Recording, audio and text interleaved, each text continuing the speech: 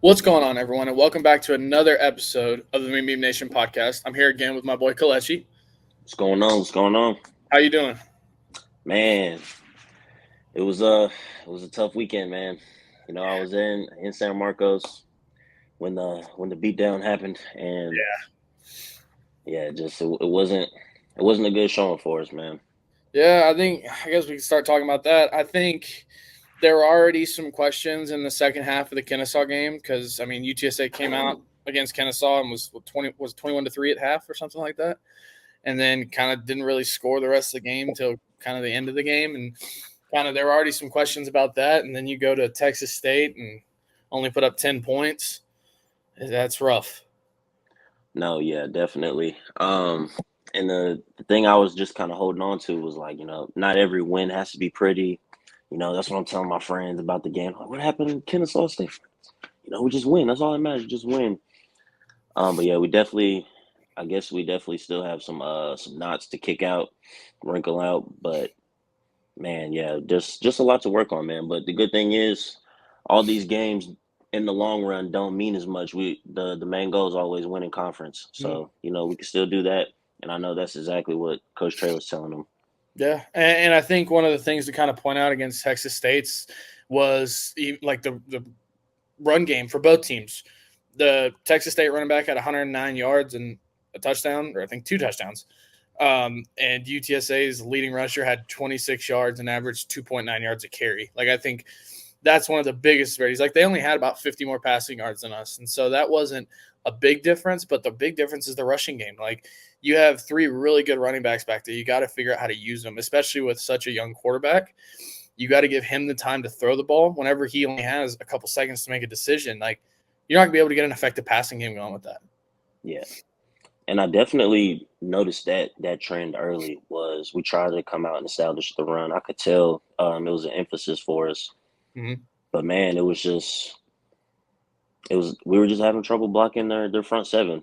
Yeah. And when you're running the ball a lot and you're not getting much out of it, you're getting second and longs and third and longs. Those are real hard downs to convert. And I kind of see the vision with Coach Burke. He's trying to throw a lot of quick game, a lot of screens to the running back and the receivers. Yeah. But yeah, we weren't winning out there either, man. So I don't know. I don't know what else he could have done. We tried to take some shots, just couldn't hold up in protection too long, and you could tell like we were just running out of answers. And Texas State, they did do a really good job on third down disguising their coverage. I'll say that they Yeah. came out.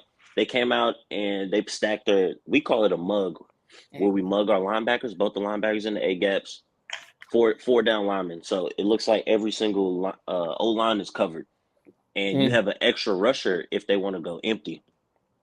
Yeah. So that prevented us from going empty. We had to keep that running back in max protect, but then they're just popping out of it into Yeah. cover two. It was cover three sometimes.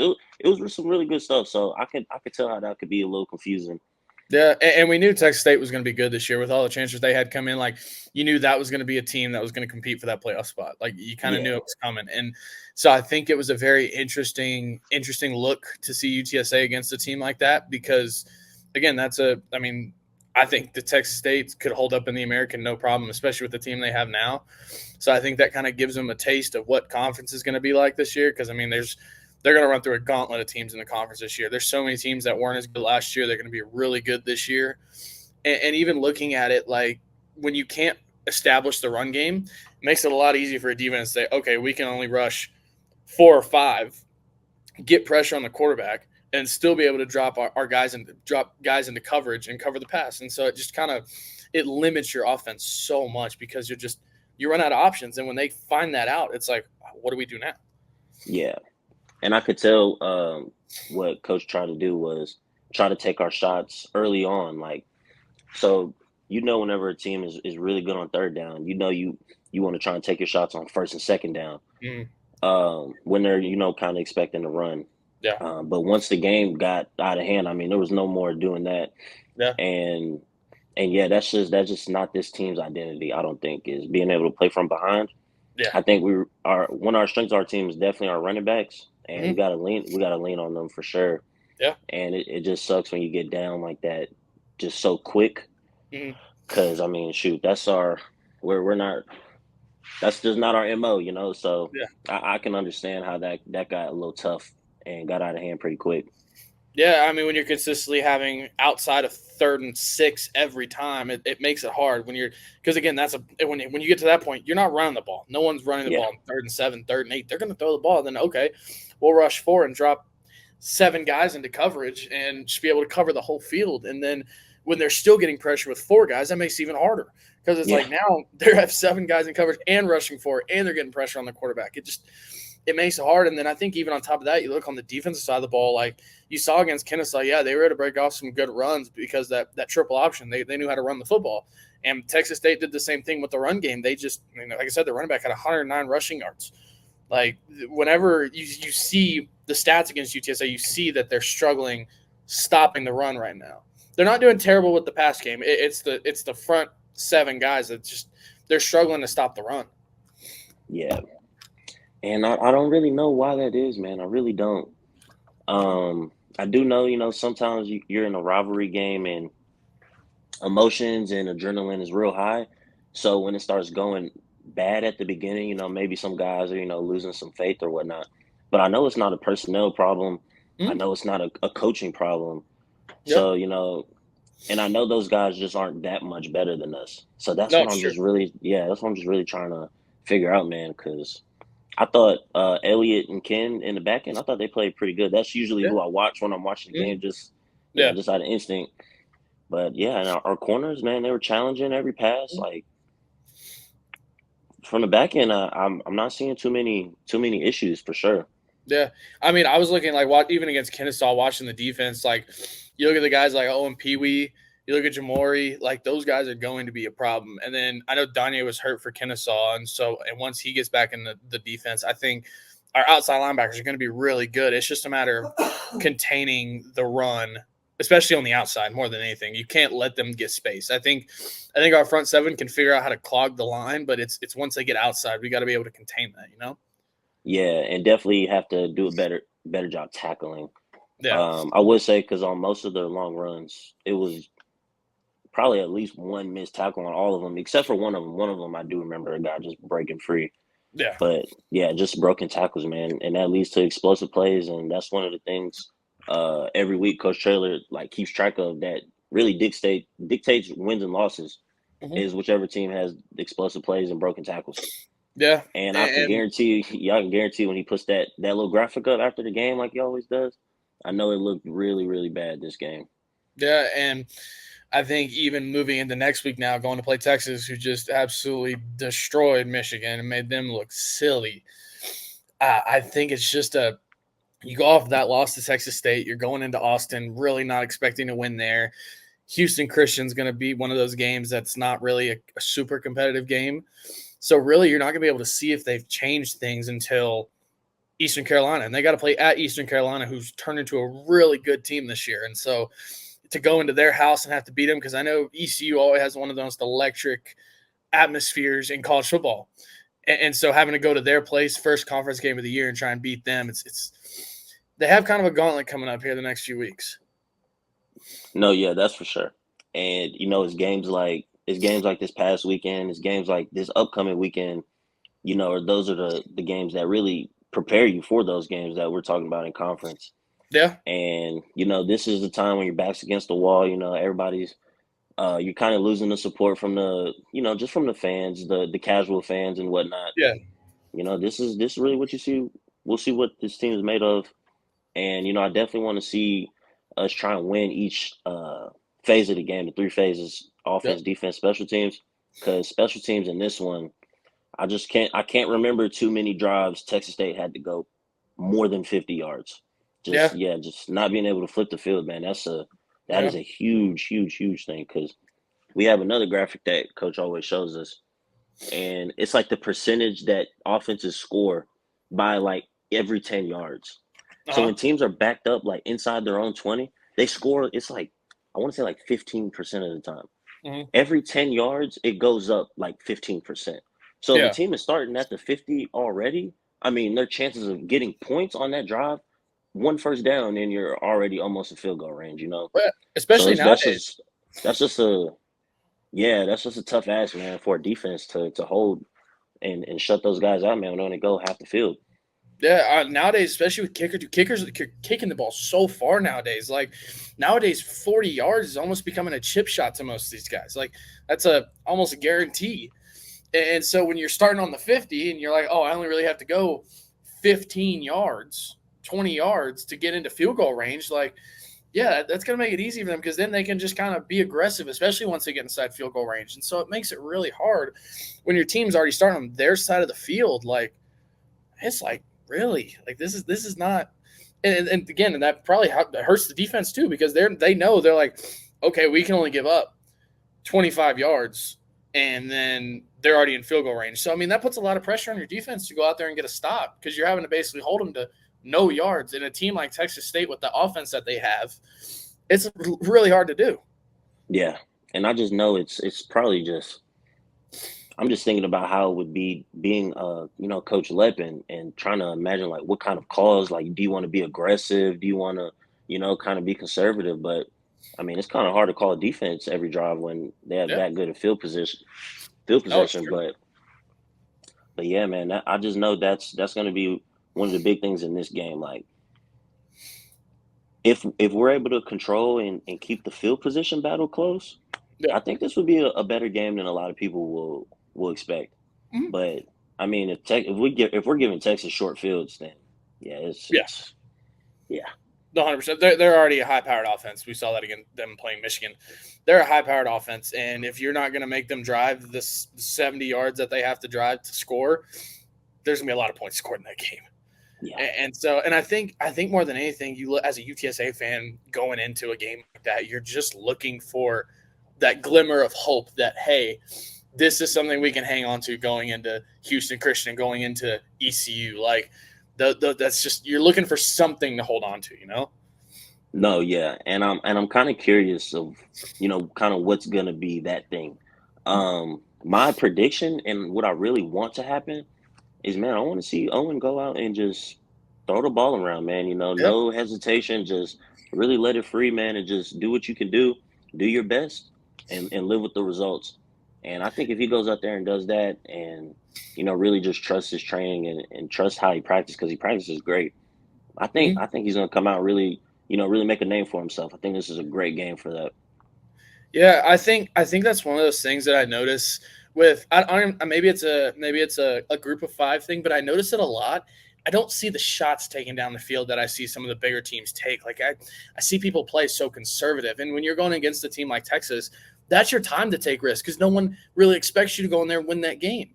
Just like 2 years ago when they played Texas and the onside kicks, the fakes, everything like that. That's what will help you keep that game close because they're not going to be expecting it because you have nothing to lose in that game. So you can go take out all the stops and really see what your offense is capable of, what your defense is capable of, because you can try things. You can see, hey, this works, this doesn't work, and use that going forward in the season.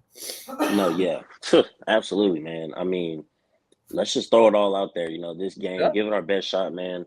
What I really want to see, especially just from the defense, I want to see some more movement up front. The past couple of years, what we started implementing in our defense was a lot of shifts. So Uh-huh. we would come out and let's say like a bear front, which is just five D linemen down, Uh-huh. bear front. Right before the snap, we'll shift, go down to a three down, and it just kind of messes with the offensive linemen, their communication, their double Yeah. teams and whatnot. So Mm-hmm. I would love to see us try and do a lot of that this game. Because I think they're gonna Texas has a really, really good O line.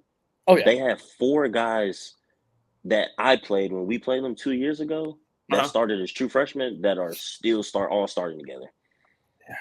Yeah. And That's they were all really, really good freshmen. So I can't imagine how good they are now. So I yeah. know we're gonna have to get creative definitely in our run fits because stopping the run is gonna be the key. If Yeah. you can't stop the run in Sark's offense, Yeah. yeah, he gets out his play action passes and, Oh and yeah. crossers and screen Mm-hmm. game. Yeah, it's gonna be really tough, man. Really, really tough to contain all that. No, sure. And I think the hardest thing for UTSA right now, I think after losing Frank, is finding an identity for this offense. I think they're struggling with that because I don't know. you look at them, they're pretty even on run pass, and I think they haven't found like, okay, we're this type of team. No, it's triple option, but a team like Army that they're gonna run the ball down your throat 90 times a game, whatever it is. They're gonna run it down your throat really consistently. And I don't think UTSA has that identity yet that I think they're still looking for is the identity of what's going to be their strong suit to complement the other things. Yeah. And I mean, if I know Coach Traylor, it's the triangle of toughness. He has it in big old letters on there. He wants to run the ball, man. And if it's being shown that we don't have an identity for an offense, then that's all dictated by the run game. And if you don't have a run game, then it's especially with just not the most experienced quarterbacks. I mean, it's just such a tough task, man, because being able to pass block and without having to max protect is just always a tricky thing in college. Yeah.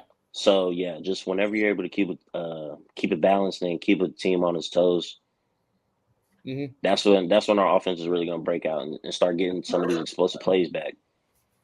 Yeah, and not only do you have a young quarterback, you really have young receiver group. Like Amador is a sophomore, junior. Sophomore. McEwen's a sophomore. And JT's hurt right now, and so it's like you have a really inexperienced skill group besides the running backs. So you would think that's what they have to lean on is the running backs. You've got 3 experienced running backs back there, 3 really talented running backs back there that you just got to be able to let them get some space. Like whenever they're clogging up the middle, they can't get outside. Like it makes it hard for them because they're like, I'm trying to run the ball, but I have nowhere to go. And so you got to find a way to let them make those plays for you because you watched it last year, 2 years ago. Like the running backs dictate this offense. I've noticed it all the last 5 years I've been at UTSA. When UTSA's got the run game going, they can play football. But whenever they don't get the run game going, teams just key in on that and just kill them. Yeah. No, yeah. And I mean, even speaking on the inexperienced skill position, I noticed a guy that played a big role in this past weekend was Jamel Hardy. We practiced against him every day last year, and I mean, we definitely saw the flashes in him. So it was just really cool seeing him out there getting a lot of reps. I think he's going to be the guy that I would highlight this week. Yeah. When you get one-on-one, that's the guy you want to take a shot with. And I think Texas is not going to respect us on the outside just because our passing numbers haven't looked the best.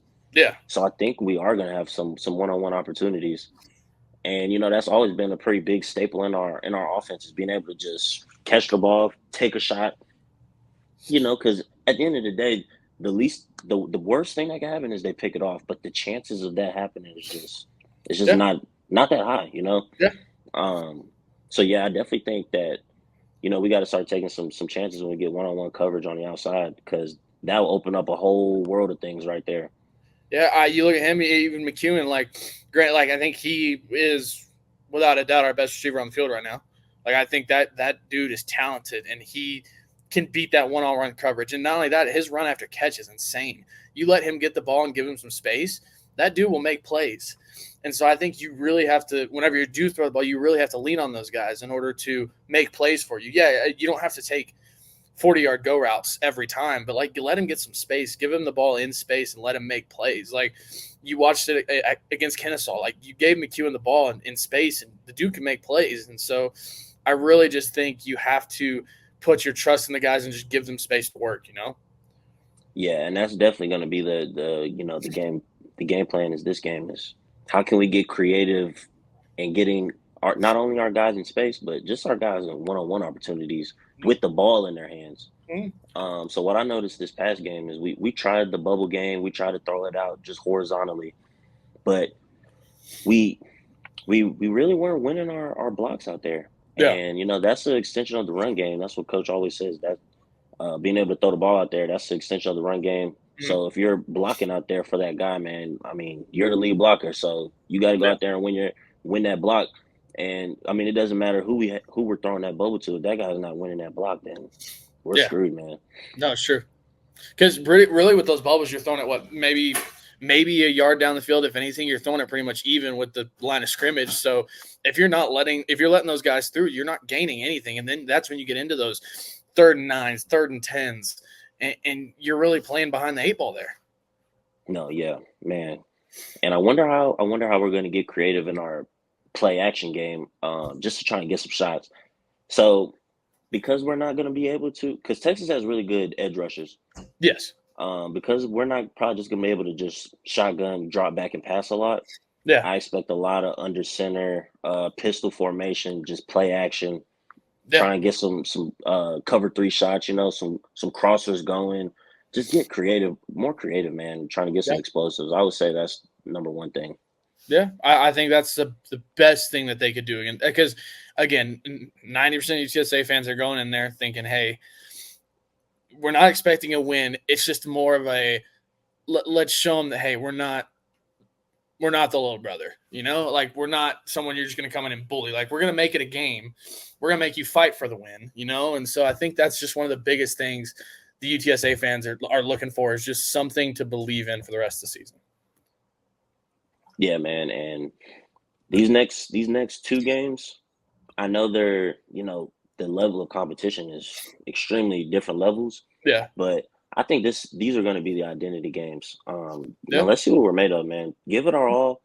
At the end of the day, these games are before conference, so they're not as important. Yeah. But I just want to see us get healthy, man, and make it out of these next 2 games. No more injuries. Get some key guys back. Danye Taylor. Hopefully, my boy JT Clark can come. Yeah. But man, I think if those 2 things happen, like no injuries, and we bring back some key guys, man, I think we're still going to be one of the powerhouses of this conference. And I mean, at full strength, middle of the season, Coach Charlie's going to have them boys ready to play. Oh yeah. And yeah, there's not going to be any faith loss. I guarantee that. Even if we do somehow lose both these games, I know the team's in the American Conference for another year. Yeah, it's true. And I think I wanted to touch on this because I forgot about it, but I was watching the Kennesaw game, and you watching the Texas State game. Oscar is looking very much more like a tight end now. Like, the way he runs routes, the way he's moving, like he's definitely more mobile than he has been in the past. And so I think that's one of those guys that, hey, he's one of your senior leaders on this team. And I think he's one of those guys now. He's fit. He's looking really good and able to run more like a tight end. So I think that's another guy you really have to get incorporated into the offense again. Like back two years ago, he was a big part of the offense. Like, he was a major part of the offense. And so I think that's one of those guys you got to get back involved again, No, yeah, definitely. And I know they like to use him to block a lot just because he's such a good blocker. Yeah. And we've kind of been struggling in pass protection a lot, so we have been using him a lot, with chips and just max protection. So I hope he is out there just being able to get some opportunities, man, because he's a really good route runner. He has the best hands I've ever seen out of anybody since I've been at UTSA. Yeah. And speaking on leaders, man, I think it's time to have a Jamal Liggin game. I think this is the perfect game, where he kind of breaks out and gets a double-digit tackle game. And I just know how much of a impact he is on our defense whenever he's playing really well. Yeah. Whenever he's playing really well, man, there's not too many linebackers out there that's better than him. No, I'm looking at him, I'm looking at Owen, and I'm looking at Denver. Those are the 3 guys on the defense. So I'm like, hey, this is your chance to come in and say, hey, I'm the new leader on this team. I think this is their time to step up and say, hey, I'm going to be a force to be reckoned with in the conference this year. Yeah, I'm really excited, man, to see who takes that step and who is, going to be the guy, who's going to be the guy. I really think Jamori Robinson, I think he has a really good chance of being that. We have some experience, just veterans, man, in the back end with Ken Robinson and Elliot Davison. Yeah. So, I'm really going to lean on. It's time to lean on those single digits, man. Yeah, it's true. Everybody's looking at you guys. Let's see it. Yeah, and so I think, like you said, this week is going to be one of those weeks that say, hey, it's a gut check. Say, hey, where are you at right now? Like, you defeated, or are you ready to come out swinging? And so I think it's going to be really interesting as a UTSA fan to watch and be like, hey, how's the rest of the season really going to look? Yeah, and hey, these next couple of weeks are going to tell us everything we need to know. No, it's true. Like I said, this week is a gut check, and it's going to be one of those things where they're going to come out either flying around looking really good and energized, or they're going to come out looking slow. And Texas is the best team to expose that, because they will right away. And so I think it's one of those things that's really going to be interesting to watch and see, hey, where y'all at right now? Yeah, and I think we're going to come out guns a blazing. I just know how that game, how that atmosphere, just had you feeling, Uh-huh. and especially from all the kids on the team that's from Texas. Because every you know how it is, man. Everybody at some point, was a fan, and so I know the guys are going to come out just juiced up, ready to go. It's going to Yeah, be about how we're going to maintain that right there. yeah, How we're going to respond if they do get a big play. And I think that's going to be the real telling thing is how do we play second through fourth quarters? Because the first quarter is going to be should be our best quarter because yeah. just how much adrenaline we're going to have Mm-hmm. for getting ready for that game. Mm-hmm. It's how do you keep that adrenaline going through 4 quarters? Because it's a long day against a team that's going to be as physical and as strong as Texas is. It's going to be a long day. So how are you going to be able to keep that adrenaline and keep that energy up for 4 quarters? Yeah, man, I can't wait to watch it, man. Whew. No, it's going to be fun. I'm excited. I think, and again, I think anytime we get to play on an ESPN, I think it's a big deal just to get the brand exposure out there and get the name out there. I know it's always fun for those guys getting to play on national television. And so, and I'm sure you can speak from experience. It's a different feeling when you're going out there knowing, hey, I'm gonna be on national television today. Yeah, and just knowing that this is the best team that we've probably I think in our history we've ever played. The Oh number yeah, two ranked team. I mean, oh yeah, holy cow! Talk about an opportunity. yeah. I think this is your chance if you're anyone on that team to come out and get your name out there with people and to be like, hey, I'm here. I'm ready to play. And so I think it's gonna be really interesting to see who shines. You know. No, yeah, and I don't know if you noticed a lot of games last week with Power Five and G5, and there were a lot of scares, man. There were a lot of There were. scares. I mean, you look at Penn State, Notre Dame losing to Northern Illinois, Boise State almost beating Oregon. Like there were a lot of real close games last week. Yeah, man. So I don't know. Anything can happen. It's college football, man. That's what's I think that's so much fun about college football compared to like pro football. You don't get the upsets like you do in college football, especially the first like 4 weeks of the season when everyone's playing. They're out of conference games. You don't get the adrenaline you get when you see like a Boise State almost beat Oregon. Like when you get games like that, it just it's fun as a fan to watch. Like not even a fan of those teams, just a fan of football to see things like that happen. And so yeah, you know how much fun it'd be to see UTSA hang with Texas. Hey, I'm not gonna lie. If I'm gonna be at the game, are you going to the game, Dave? I won't be. I got golf tournaments and Oh stuff. yeah, you're in golf. Yeah, yeah, yeah. So, Man, I'm going to the game, man. And oh if we pull that out, you will see me on that field. yeah. Oh, that's awesome. Oh, but no, I think it's good. Guys, thanks for everyone for tuning in. We'll catch you guys next week after the Texas game. Peace. All right, guys.